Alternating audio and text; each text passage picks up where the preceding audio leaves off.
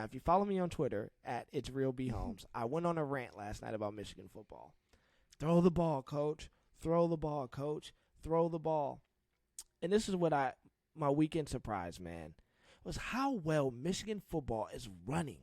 They are running it down teams' throats. So after I went on my tangent last night, right, man, we're on prime time. I wanted us to light up the scoreboard, put 63 on them boys. But let's be realistic, Trey. A lot of teams can't score 31 points. A lot of teams can't score 31 points running the football with 44 yards passing. And this is what I've come to. I think Jim Harbaugh has finally figured it out. I think he's done trying to pretend. I think he's done trying to make everyone happy. I think he's doing what, and this is what Urban Meyer says, and I like Urban Meyer as a coach. He goes, you put your best 11 players on the field, and you put the ball in the hands of the guys that can win the game for you. And I think Jim just realistically just said, my two running backs are the best guys on this team now that my star receiver is out. We are going to ride them. And that's what Jim Harbaugh has always been, man. And from his Stanford days, from his San Francisco days, we're going to pound the rock, and then we're going to kill you off the play action. And last night in this after-the-game presser, he said it. He goes, I get it. Everyone wants me to throw the ball more, and we could throw the ball. But he goes, which is true, Washington had two NFL-caliber corners, and then they're playing a deep cover 2. We're just going to keep running the football. And if you don't want to come stop it, we're going to keep running the football. And I'm going to say this. I have never seen – it's been a long time, Trey, since I've seen Michigan run for 300 yards plus in back-to-back weeks. And this is where it felt good. When I rewatched some of the highlights this morning. This is where it felt good, and it was the biggest surprise. I rewatched this drive where we ran the ball 7 times. 7 straight times. No passing, and scored a touchdown. And here's what I'm not saying we're here yet, but this is what I'm saying. There was a time in Alabama where Nick Saban did not throw the football recently, and he would just and I remember they would applaud it. Nick Saban doesn't even throw the football. He just runs it. So I'm not saying we're Alabama, but I am saying I think Michigan has figured out an identity, and that is the biggest surprise for me because we have been clamoring for that for 4 years, and we found an identity that works. So I'm putting the Big Ten on notice. I'm not saying we're going to win it, but I'm putting the Big Ten on notice. Everything in college football is momentum. Our boys are fired up. They're ready to go. And I think, man, we're going to run our way through this conference into like 9 or 10 wins. That's my biggest surprise. Well, I noticed you just got a little quiet when I made my little comment about if there was ever a year for Penn State. So now it makes sense. Okay, now I was like, why is he getting? Oh, okay, Michigan. He's putting them on notice. Okay. I think we're putting them on notice, man. We're putting them on notice. We'll see how I feel in about 3 weeks when we play Wisconsin. Okay, weekend surprise for me. Hey, I'm gonna follow up on our HBCU. Let's go. Jackson State. Talking about, I'm going to go Shedeur Sanders. He's obviously the son of Deion, Coach Prime. Last week in the Orange Blossom Classic down in Miami, their offense was stagnant. They couldn't really move the ball. They won the game 7-6. They relied on their defense pretty much the entire game. Shedeur he didn't make any mistakes really last week, but he didn't make any plays really either. And so I know there was so much expectation on him. He just got his NIL deal with Beats. Like, all eyes were on him.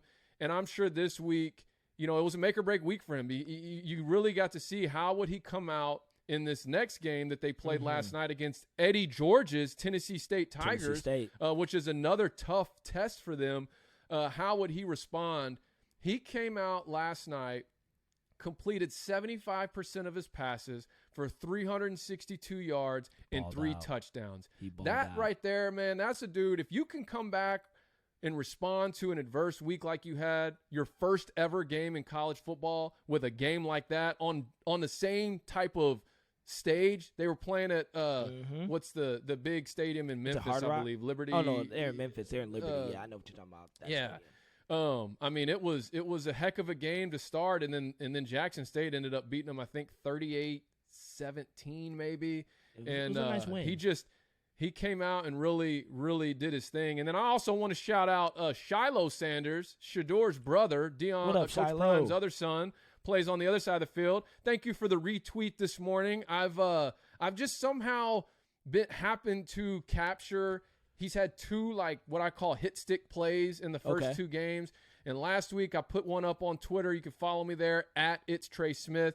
And it started getting a lot of attention from the Jackson State fan base. And so he had another one last night where he forced a fumble. So I just happened to capture that one, put it up on my Twitter page, quote tweeted it with the other one, and was like, here's your weekly Shiloh Sanders highlight of the week. Hashtag the human hit stick. And he gave me a retweet on that one. And so that one's starting to gain a lot of momentum too. Let's get Shiloh on the podcast.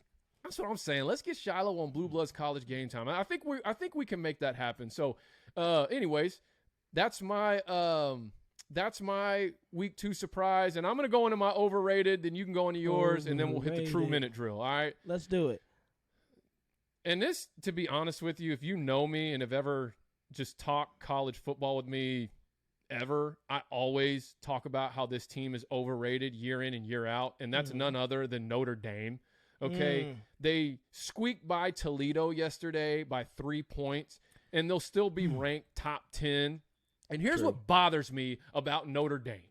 Okay, they could struggle their way to 3-point wins for the rest of the season. And if you look at their schedule, yeah, they got some teams that have a ranking next to them right now, but their schedule is not murderer's row by any stretch of the imagination. They could squeak to a 3-point win week in and week out, get to 11-0, 12-0, and they will be in the college football playoff no matter what. I believe they would even get in over a team like Georgia, who I think is about to run the table, and then lose to Bama in the conference championship.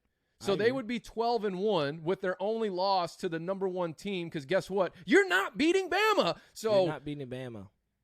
I still think, though, that Notre Dame, I don't know if it's just because of their history. I don't know if it's because they're just one of the age-old blue bloods of college football. But if they just struggle their way to a win week in and week out, they're in. And it just bothers me.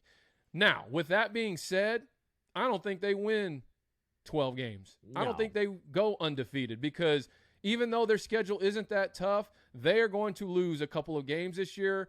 They'll probably still get 10 wins, after their bowl game and all that. But to me, that's my overrated team of the week. Who you got? Man, my overrated. I actually came into the pod with one, but this is what I'm saying. Completely overrated in its entirety is the state of Florida right now. Miami came into the season ready to go. The U is back. They just got steamrolled by Bama. Week 1. Steamrolled by Bama. Yes, they did. And I have a friend, Edwin, who we text. And I said, man, I feel a little iffy about this Appalachian State game. And I mean, they almost pulled off the upset. They just need to turn in the turnover chain, right? Just turn it in. Don't even put the turnover chain on anymore, man. You don't have the swagger for that. Now, the other team about the state of Florida that is overrated to me is Florida State. Now, we got on this pod last week. It's in wax, man, how excited we were for them. Me specifically. Is Florida State back? Man, they took Notre Dame to the wire. Oh, my goodness, this is about to happen. And then what happens? The play has went viral. Michigan had just finished. I'm getting ready to go to bed. I'm scrolling through Twitter, and I see not the perennial blue blood powerhouse of Jacksonville State to win. And an Hail Mary attempt. And then I listened to Norval's press afterwards, and he goes, yeah, we were going kind of like cover 2 and trying to send pressure, and that's why we're a little late to shift to prevent. I'm like, it's a Hail Mary attempt, Mike. Why are you not in prevent defense? So, man, overrated to me is the state of Florida every year. College football.